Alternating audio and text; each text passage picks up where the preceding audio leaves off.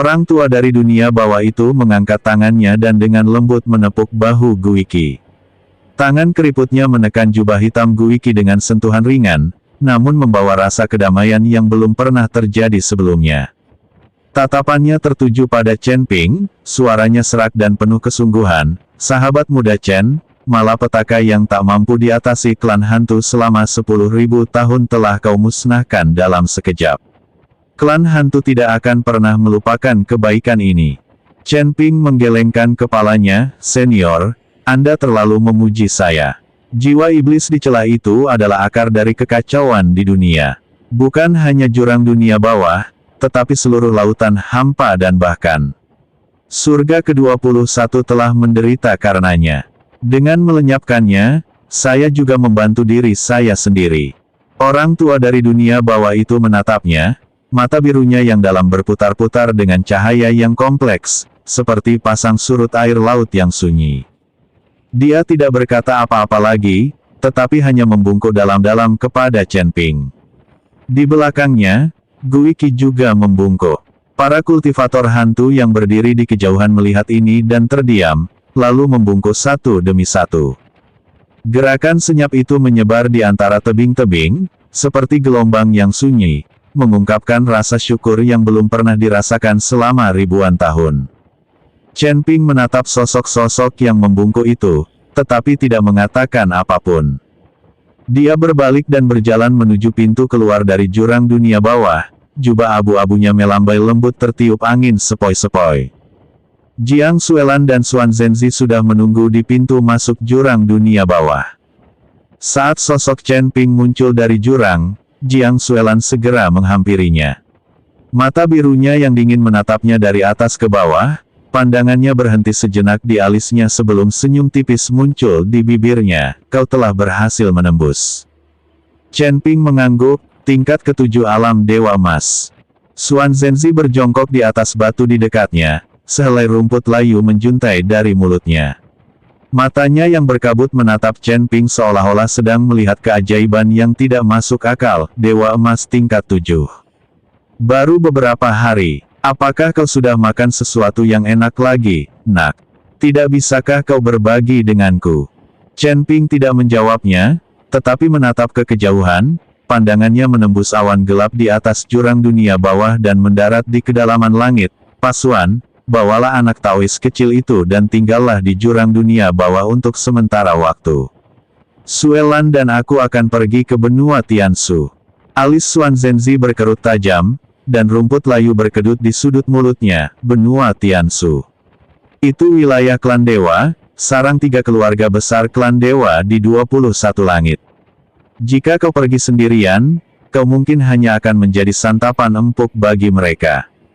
Itu belum tentu benar, bahkan mungkin tidak cukup untuk menutupi celah gigi pada akhirnya. Mata Chen Ping berkilat dengan niat membunuh. Sekarang setelah ia berhasil menembus peringkat ke-7 alam abadi emas, bahkan jika Jin Wuyai datang, Chen Ping masih bisa mengalahkannya. Xuan Zhenzi terdiam sejenak, lalu mengangguk, berdiri, dan membersihkan debu dari pantatnya. Baiklah, orang tua ini tidak akan menimbulkan masalah lagi. Taois kecil itu aman bersamaku di jurang dunia bawah. Kau, hati-hati. Tuan Chen, Anda akan pergi ke benua Tianshu, yang berada di wilayah klan dewa. Itu terlalu berbahaya. Jika Anda membutuhkan sesuatu, saya dapat meminta bantuan klan hantu, kata tetua dunia bawah. Selain membuat masalah bagi para dewa, aku juga ingin menemukan seseorang, kata Chen Ping. Chen Ping ingin mengetahui apakah Su Yuqi berada di surga ke-21. Jika memang demikian, kemungkinan besar dia berada di benua Tianshu. Lagi pula, Ningzi juga tidak menyukai para dewa, dan dia mungkin akan menimbulkan masalah bagi mereka. Tuan Chen, benua Tianshu adalah wilayah klan dewa. Tidak ada kultivator dari ras lain di sana. Jika Anda mencari seseorang, Anda sebaiknya tidak pergi ke benua Tianshu. Begitu Anda menginjakan kaki di benua Tianshu, klan dewa akan tahu. Jika teman yang kamu cari berasal dari ras lain, kamu bisa pergi ke benua 7 bintang, tempat berbagai ras hidup bersama, dan itu adalah tempat paling makmur di surga ke-21. Tentu saja, ada juga banyak kultivator dari berbagai ras di ribuan pulau di lautan hampa, tetapi bagaimanapun juga, sumber daya dan luas pulau terbatas, sehingga jumlah kultivator tidak banyak. Orang tua dari dunia bawah mengikuti kata-kata Chen Ping. Setelah berpikir sejenak, Chen Ping merasa bahwa apa yang dikatakan lelaki tua dari dunia bawah itu masuk akal, jadi dia memutuskan untuk pergi ke benua 7 bintang untuk melihat apakah dia dapat menemukan informasi tentang Suyuki. Tuan Chen, karena Anda tidak akan pergi ke benua Tianshu, kami akan ikut dengan Anda. Benua 7 bintang dihuni oleh berbagai ras. Meskipun kacau, benua itu jauh kurang berbahaya daripada benua Tianshu. Xuan Zhenzi akan pergi bersama Chen Ping. Chen Ping mengangguk. Ayo pergi. Sosok-sosok dalam kelompok itu bangkit bersamaan, berubah menjadi 2 garis cahaya, dan terbang menuju kedalaman langit. Jurang dunia bawah semakin jauh terbentang di bawah kaki mereka, cahaya merah gelap secara bertahap digantikan oleh langit biru tua, dan awan berputar-putar di sekitar mereka, membawa hawa dingin dan keluasan unik dari ketinggian tersebut. Sementara itu, di benua Tianshu. Benua Tianshu mengapung di titik tertinggi 21 langit, seperti matahari emas yang membeku di kehampaan. Seluruh benua diselimuti cahaya ilahi keemasan yang sangat pekat, yang memancar dari tanah dan mewarnai langit dengan warna emas yang menyilaukan. Air terjun keemasan mengalir di sepanjang tepi benua, mengkeskading turun seperti cahaya keemasan cair ke lautan awan yang bergelombang di bawahnya, menciptakan awan kabut keemasan. Wilayah kekuasaan keluarga bulan perak terletak di sisi barat benua Tianshu. Berbeda dengan cahaya yang menyala-nyala dan menyilaukan dari klan gagak emas, wilayah klan bulan perak diselimuti cahaya putih keperakan yang sejuk dan tenang. Cahaya itu selembut cahaya bulan, namun membawa hawa dingin yang bisa membekukan jiwa seseorang. Bangunan itu terbuat dari batu giok keperakan, yang berkilauan seperti es berusia ribuan tahun di bawah sinar bulan. Tuan Liu berdiri di depan gerbang wilayah keluarga bulan perak, jubah abu-abunya tampak sangat sederhana dalam cahaya putih keperakan. Wajahnya masih kurus dan pucat, tetapi matanya yang tajam seperti elang bergejolak dengan emosi yang sangat kompleks. Dia tahu bahwa dia telah sampai pada titik di mana tidak ada jalan untuk kembali. 2 penjaga berseragam baju besi perak menghalangi jalannya, tatapan mereka dingin dan menyelidik, siapakah kau? Liu Feng, seorang murid dari cabang klan bulan perak, memohon audiensi dengan kepala klan. Suara Tuan Liu tenang dan dalam, telah mengeluarkan koin perak dari sakunya, yang diukir dengan pola bulan sabit. Token itu agak usang, dan pola di tepinya buram, tetapi fluktuasi energi spiritual unik yang dimiliki keluarga bulan perak masih terlihat jelas. Penjaga itu mengambil token tersebut, memeriksanya, lalu minggir untuk mempersilakan dia masuk, silakan masuk. Tuan ada di Istana Bunga Bulan. Tuan Liu melewati gerbang dan berjalan menyusuri jalan setapak yang dilapisi kerikil perak. Di kedua sisi jalan tumbuh tanaman spiritual berwarna perak yang unik, yang daunnya berkilauan seperti pecahan cahaya bulan dan mengeluarkan aroma yang sejuk dan menyegarkan. Langkah kakinya cepat, tetapi setiap langkahnya sangat mantap, dan matanya yang setajam elang dengan cepat mengamati sekelilingnya dalam cahaya putih keperakan. Dia sedang menilai tata letak, distribusi penjaga, dan aliran energi spiritual naluri yang dipelihara oleh seseorang yang telah berjalan di tepi jurang selama bertahun-tahun. Setelah melewati beberapa halaman, pemandangan di depan tiba-tiba terbuka. Sebuah istana perak yang megah muncul di hadapannya, dinding-dindingnya diukir dari satu bongkah batu giok bulan, berkilauan dengan cahaya tembus pandang seperti lapisan es berusia 1000 tahun dalam cahaya putih keperakan. Pintu istana terbuka, dan cahaya yang masuk bahkan lebih terang daripada di luar, seolah-olah seseorang telah melangkah ke ruang yang terbentuk oleh cahaya bulan. Saat Tuan Liu melangkah masuk ke Istana Bunga Bulan, 2 tatapan tajam tertuju padanya secara bersamaan. Istana yang diterangi cahaya bulan itu luas dan megah, dengan rune perak terukir di keempat dindingnya. Rune-rune itu mengalir perlahan, memancarkan fluktuasi energi spiritual yang sejuk dan dalam seperti cahaya bulan. Di tengah aula utama, duduk seorang pria parubaya mengenakan jubah perak. Wajahnya tampak anggun namun tegas, dan alisnya memancarkan aura otoritas yang sangat terkendali namun tak terbantahkan. Itulah aura seorang Grand Luo Golden Immortal tingkat 2 puncak, tak terduga. Matanya berwarna putih keperakan, dan pupilnya tampak mencerminkan fase bulan secara lengkap, berubah perlahan seiring dengan pernapasannya. Yue Wuchen, salah satu pemimpin keluarga bulan perak. Dalam sistem ilahi surga ke-21, pemimpin klan bulan perak biasanya menggunakan karakter bulan sebagai gelarnya.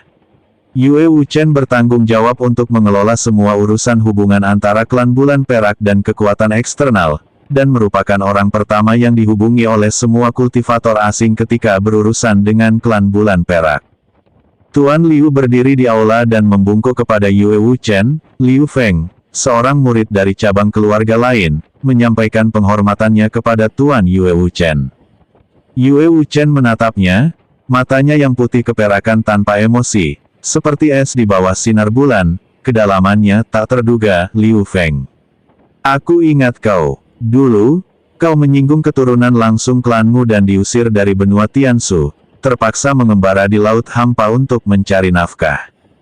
Kau telah bekerja untuk Shen Tianhai di Pulau Bibo selama bertahun-tahun, dan kau cukup berhasil. Mengapa kau tiba-tiba kembali? Tuan Liu menegakkan tubuhnya, suaranya tenang namun penuh keseriusan. Tuan, saya kembali kali ini untuk menyampaikan pesan atas nama Shen Tianhai. Yue Wuchen sedikit mengangkat alisnya. Shen Tianhai, penguasa Pulau Bibo, apa yang mungkin dimilikinya sehingga keluarga bulan perak harus khawatir? Dia dipukuli. Suara Tuan Liu tetap tenang, lagi pula, orang yang memukulinya memiliki sesuatu yang dibutuhkan keluarga bulan perak. Secerca emosi akhirnya melintas di mata Yue Wuchen. Dia sedikit duduk tegak, suaranya mengandung sedikit nada kritis. Lanjutkan. Tuan Liu menarik napas dalam-dalam lalu menceritakan kembali semua yang telah terjadi di Pulau Bibo. Bagaimana Chen Ping berulang kali menggagalkan rencana Shen Tianhai, bagaimana dia dengan tenang menghadapi pengepungan 3 Dewa Emas Luo Agung peringkat kedua, dan bagaimana dia menahan serangan penuh Shen Tianhai dari seorang Dewa Emas Luo Agung peringkat kedua dan memaksanya mundur. Dia sengaja menekankan karakteristik kekuatan Chen Ping, kekuatan abu-abu yang kacau, aura purba yang sama sekali berbeda dari teknik ras dewa, dan aura air yang sangat kuno dan murni yang samar-samar terungkap selama pertempuran. Ketika dia menyebutkan bahwa Chen Ping telah mengonsumsi mutiara jiwa laut dan menyatu dengan kekuatan asal ras air, Yue Wuchen mengetuk-ngetuk jarinya dengan ringan di sandaran tangan kursinya, menghasilkan suara yang sangat halus. Kekuatan kekacauan, asal-usul ras akuatik, mutiara jiwa laut. Yue Wuchen mengulangi ketiga kata itu dengan suara rendah, matanya yang putih keperakan berputar-putar dengan cahaya yang berubah-ubah seperti fase bulan. Semua ini adalah hal-hal legendaris. Kekuatan kekacauan adalah sumber dari semua hukum. Asal-usul ras akuatik telah hilang selama bertahun-tahun. Mutiara jiwa laut adalah sumber kehidupan ras akuatik, dan hanya satu mutiara yang dapat terbentuk setiap 10.000 tahun. Bagaimana mungkin semua hal ini terkonsentrasi pada satu orang?